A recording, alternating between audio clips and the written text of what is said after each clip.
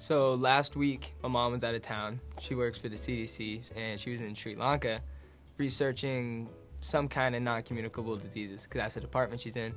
And she would be the one doing any of the, cool cooking at my house. But she wasn't there. So I was running down all the food, cooking my steaks, eating my protein bars, my nuts, making salads and shakes and stuff. By the end of the week, I was totally running out of food. And, like I said, running out of food, and I was a little broke. I didn't want to go grocery shopping, and I was busy. I had stuff I had to do.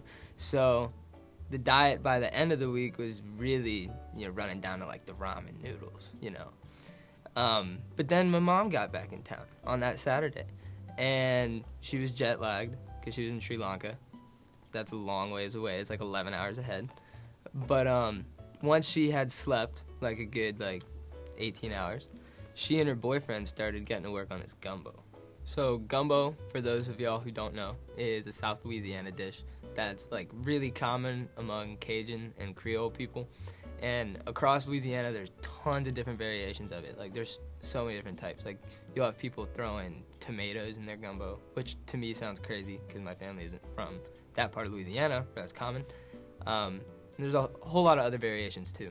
But it's kind of like a soup that's a little thicker, because instead of using a normal broth, they use what's called a roux, which is this thick, dark-colored, super flavorful, I don't even know what to call it, but you put that in with water and you heat it up, and that's how you get the base for your gumbo. And then traditionally you would put andouille sausage, which is kind of spicy sausage. So everything you put in a gumbo, you'll put in once it's already on the stove, getting pretty hot, right? And so the vegetables you put in there, that varies from person to person depending on who's making it, but those will get cooked down until they're basically liquid. So if you see any in it, it'll just be little pieces. And then, for example, what my mom did, she put chicken in it, and you cook that long enough that the chicken is basically falling off the bone, and then all the flavor inside the bones seeps into the liquid, so you just got this awesome flavor. And then you take the bones out. And a universal among all gumbo is that it's served over rice. So it's really good. And another little unique variation thing that my mom ended up doing with this one, she made some homemade potato salad to put it over in addition to the rice. So as I said before, my diet was pretty bland by the time this gumbo got made. And I had that first bowl, and it was like the ratatouille explosions. It was so good. Amazing.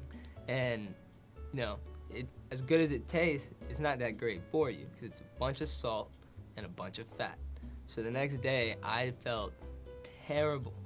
I was so happy because I had that gumbo in me. But I was feeling awful.